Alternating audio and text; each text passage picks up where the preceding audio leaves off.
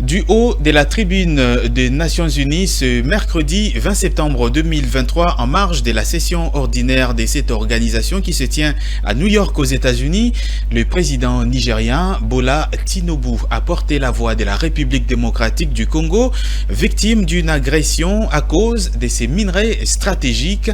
De ces faits, le chef de l'État du Nigeria a dans son allocution dénoncé avec une dernière énergie l'injustice dont est victime cette nation qui perd des milliards de dollars devant servir à son développement.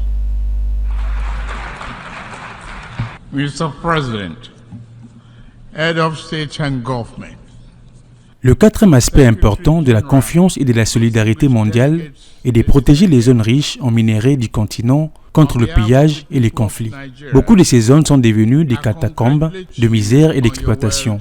La République démocratique du Congo en souffre depuis des décennies, malgré la forte crise, présence de l'ONU sur place. L'économie mondiale doit beaucoup à la RDC, mais ne lui donne que très peu. Les entités étrangères qui sont encouragées par les criminels locaux, qui aspirent à devenir des petits chefs de guerre, ont réduit des milliers de nos citoyens en servitude pour extraire illégalement de l'or et d'autres ressources.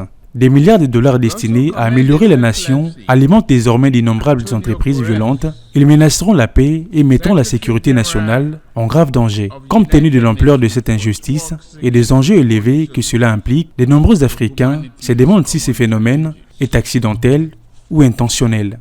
Les pays membres doivent réagir en travaillant avec nous pour dissuader leurs entreprises et nationaux de ces pillages de richesses du continent au XXIe siècle. I thank you for listening.